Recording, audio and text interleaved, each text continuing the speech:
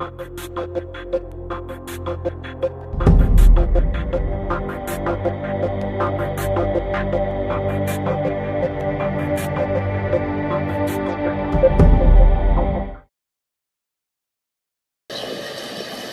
shoot Delia?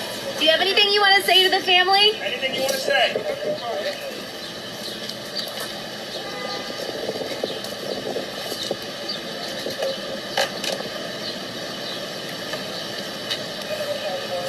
August 4th, 2021, Crown Heights, Brooklyn, a candlelighting ceremony, a neighborhood gathering for a mutual friend who had just passed, the kind of moment where people come together to grieve, to remember, to hold each other up.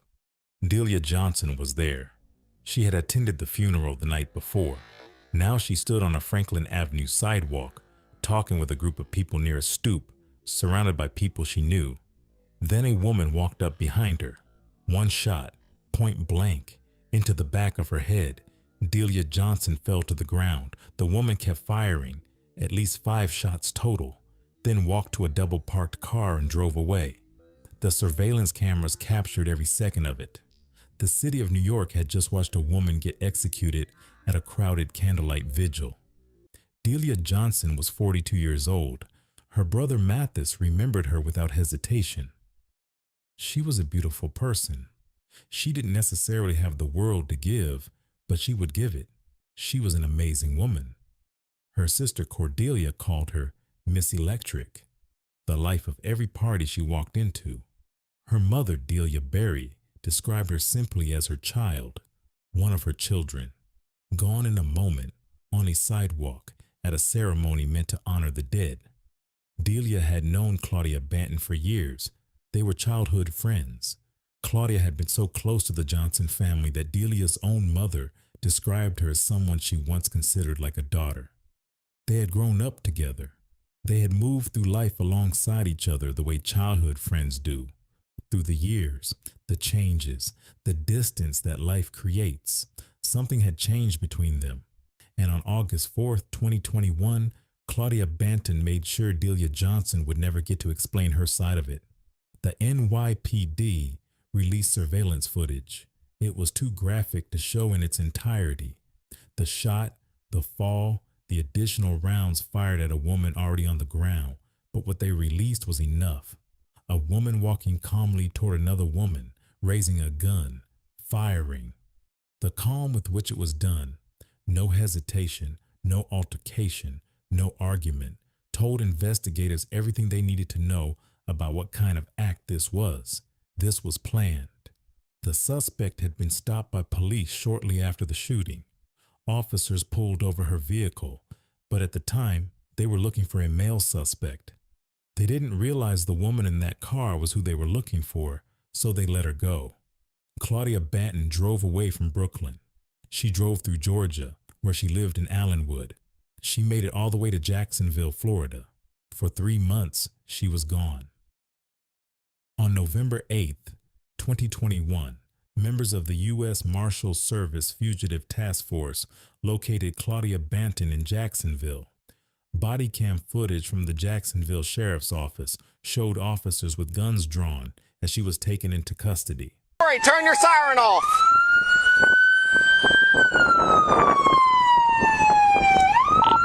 Roll down your window! 203, high-risk traffic stop in front of the Budweiser plant on Main. Passenger! Open your door!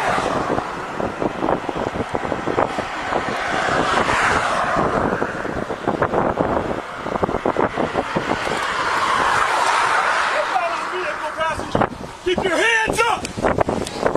Hands up! Walk straight to me. Corey, keep lethal in the car. Claudia, walk straight to me with your hands up. Walk straight to me. Keep your hands up. Don't do nothing stupid or I will shoot you. Do you understand? Walk to me. Walk straight to me. Walk straight to me. Come on. Keep coming. Coming. Stand right there. Do not move.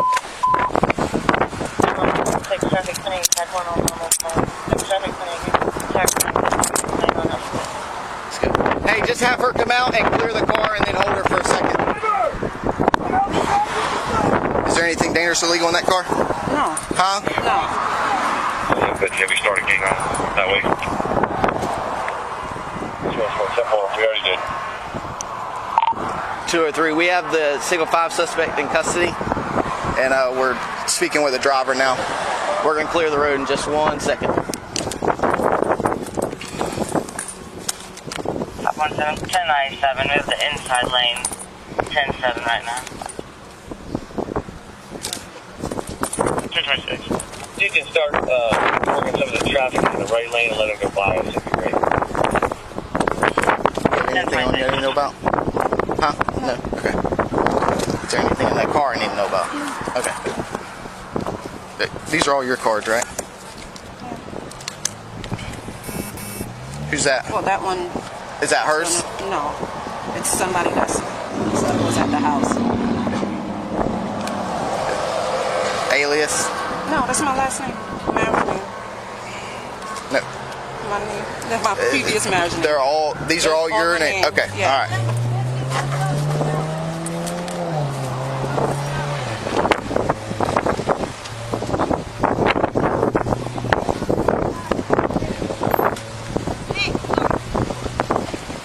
Give a little key.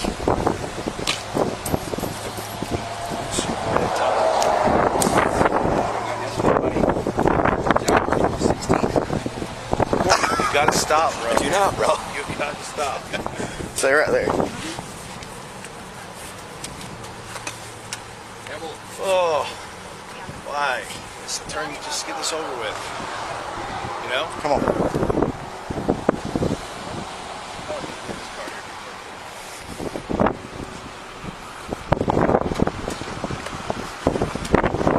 Hold on 1 second, I'm gonna take your purse off.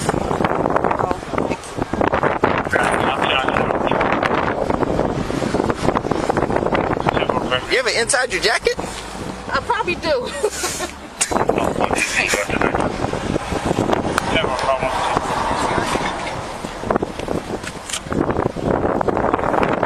I'll call you if there's a problem. So no trouble.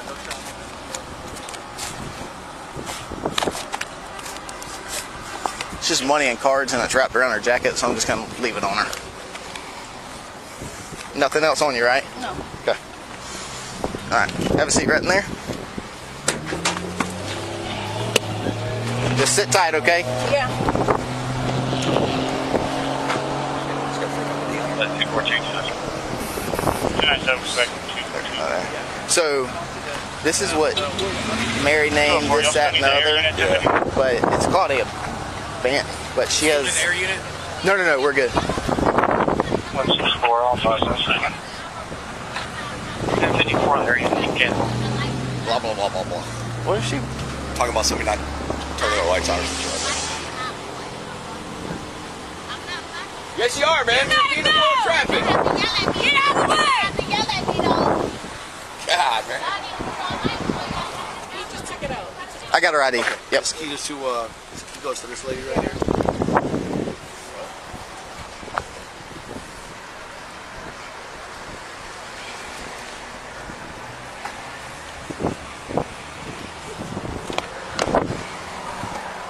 Get out of 14, hot though.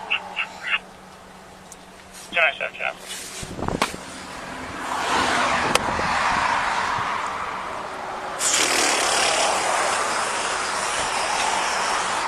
We're good. Do what? Clear the channel. Oh yeah. Yep. And then I'll do the docket and all that. I just need somebody to drive her. Okay. Once we get all this squared away, I'll knock out the docket. Yeah. It is. You should see the video. It's bad. From local? Is it local? No. New York. Oh, really? She basically just walked up and executed a girl. Really? Wow. At a funeral. The girl's standing like this. And she walks up. Right here. Yeah. She's acting all calm with that conducive. Doesn't. 85-page criminal history. Oh, really? Jeez. Taking the other one too? Good job. Taking the other one up here too? I don't think so. Gee, we need to talk with her. I mean, we could probably wedge a charge on her. I don't know what she talked to Jason about. Much have we seen her come and go? And Yeah. hey, she said I've been staying at the place and she's been staying with me. She came down here with me. So That's her She statement. needs to be interviewed. That's her statement. They need to fly down and interview her. Do you want to run her too, just in case? Yeah, Where's she from? Georgia license. Tiffany Rogers. So that's a bunch of her cars, and then Claudia Williams, which is an alias. I didn't know Johnson was an alias. That looks brand new. Yeah, it does. Hello, buddy. How are you? I'm trying. It's good. Longer day. Yeah. Ending citizen contact.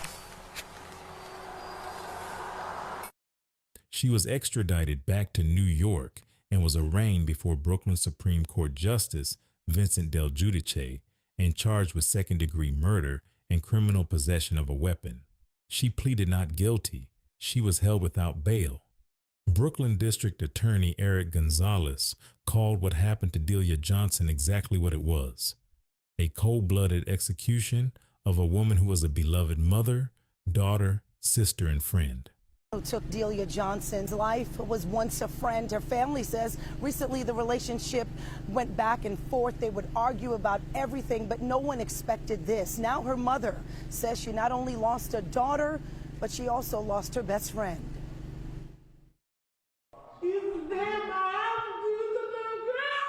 The grief is overwhelming, the crime unbearable. Seen on this surveillance video, a woman casually walking over to another woman and shoots her at point-blank range. We are stopping the video right there.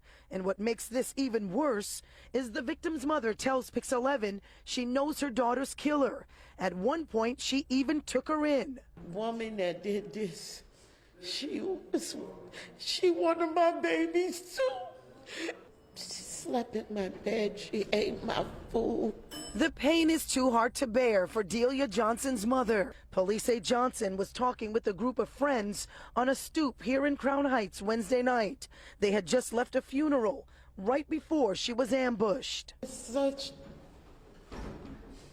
horror with black on black on black shootings. And I'm just going to say it for what it is. It is horrible. Police are now looking for this woman as a suspect, a person Johnson's mother says her family once trusted, and wants to ask the suspect one question. I just want to know why. What could she have done to you that you couldn't come and knock on my door? You know where I live. And tell me. And I would have straightened it out for both of y'all. The official motive was never established by prosecutors. It remained listed as unclear. But in the streets and in the community where Delia Johnson lived and died, people had their own theories. And those theories painted a much more complicated picture. What the official record does not tell you is what the community of Brooklyn has discussed since the night Delia Johnson died. This killing was not random. It was not a dispute over money or a petty falling out between two women who had grown apart. According to the street narrative that took hold in Crown Heights and spread across New York, Delia Johnson had allegedly orchestrated a setup that targeted the father of Claudia Banton's child. When the shots were fired, he lost his life, and Claudia Banton's own daughter was there beside him. She was shot at the same time. According to those same streets, that bullet left her paralyzed. If that narrative is true, then what walked up behind Delia Johnson at that candlelight vigil was not just a killer. It was a mother who had lost the father of her child and watched her daughter get shot and paralyzed in the same moment. None of this was presented in court. No motive was ever officially established. These are the stories the streets told, unverified, unconfirmed, and yet persistent enough that they became the framework through which the entire case has been understood by the community that lived it. Details from the trial of Claudia Banton, the woman accused of shooting a Brooklyn woman point blank on a Crown Heights sidewalk in 2021. News 12 Shakti Dennis joins us now with what we learned today.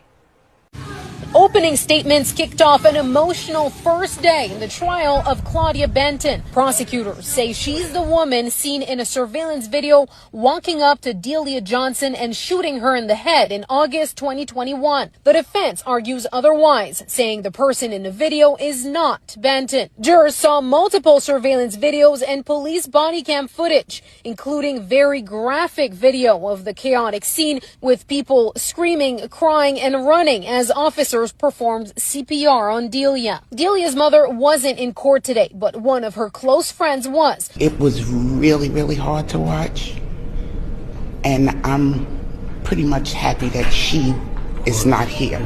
4 of the responding police officers testifying today, saying they had initially been given a description of the shooter as a man with a white shirt and blue pants driving away in a white Mercedes SUV. They testified that when they spotted the SUV and stopped it, they found a woman behind the wheel. And since she didn't fit the description, they let her go. It wasn't until they reviewed the footage later that they realized they had let the shooter walk away. It's upsetting, but at the same time, they had a different description.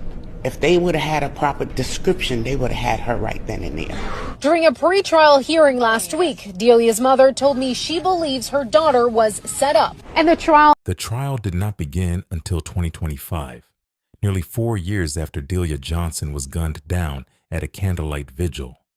Over the course of the trial, jurors watched the surveillance video, heard testimony from investigators, and listened as prosecutors laid out the case against Claudia Benton. Then came an unexpected moment. A surprise witness took the stand and testified that Benton's own brother had helped divert investigators away from her in the days following the murder. After hearing weeks of testimony, the case was finally placed in the jury's hands. On April 3rd, 2025, the verdict was read: guilty. Guilty of second-degree murder. Guilty of second-degree criminal possession of a weapon. Johnson was gunned down on a Brooklyn sidewalk. Her killer has been sentenced. Today, emotions ran high in court as Johnson's family finally got a chance to speak. And News 12 Shakti Dennis has covered this trial since its beginning, and she was there today. Applause broke out in the courtroom as a judge sentenced Claudia Benton to 23 years to life behind bars. I feel she deserved more, but today is about changing. Today is about forgiving. The sentencing marks the end of a 4-year nightmare for the family of Delia Johnson, shot execution style on a Crown Heights sidewalk in 2021. I am so glad that this is over. In an emotional victim statement, Johnson's mother asking why and pouring her heart out to Benton, a woman she considered like a daughter who even lived with the family at times. It felt good because it was a release. 46-year-old Benton listened with tears streaming down her cheeks as Johnson's family described feeling betrayed. I'll never see my sister again. Johnson's 21-year-old daughter, currently deployed with the Air Force, appeared by video in uniform, struggling to put her pain into words, saying at least her mother didn't suffer. Benton didn't address the family for legal reasons, according to her attorney, but he says her silence shouldn't be mistaken for indifference. But it's very difficult for someone to absorb that type of speech from people that you know and love. The judge even grew emotional as she spoke about the deep, lasting pain Johnson's family has endured. And it ain't easy, but I know one day it will get better. Claudia Benton's defense attorney says he's working on an appeal, but for now, Delia Johnson's family says they can finally begin to heal now that justice has been served. This has been a hard road. Emotions poured out of the courtroom as a jury found Claudia Benton guilty of murder and criminal possession of a weapon. She didn't think about what she was doing, so now you have to pay. Just relax and close my eyes and sleep. Despite telling video evidence, this outcome was far from certain. Defense attorney Jonathan Strauss spent weeks poking holes at the prosecution's case and maintaining Claudia's innocence. First reaction is disappointment, as anyone's would be. We fought hard in this case. But he admits a surprise witness, a longtime friend of both Delia and Claudia, who was there the night of the murder, dealt a major blow to the defense. That's the witness that we had no idea about until we were in the middle of the trial. Two women who once called each other family, now forever divided by this verdict. I'm sure she's devastated. But my daughter's gone and she will never be able to come back. Claudia's gone. The difference is that she can call her children. For Delia's family, justice had finally arrived, but justice and closure are not the same thing. A mother still buried her daughter. Children are growing up without their mother, and a family that gathered to remember one life left, that vigil mourning another. Rest in peace. Thank you for watching The Grim Watch. Share your thoughts in the comments below, and don't forget to like, comment, and subscribe for more true crime documentaries. See you in the next video.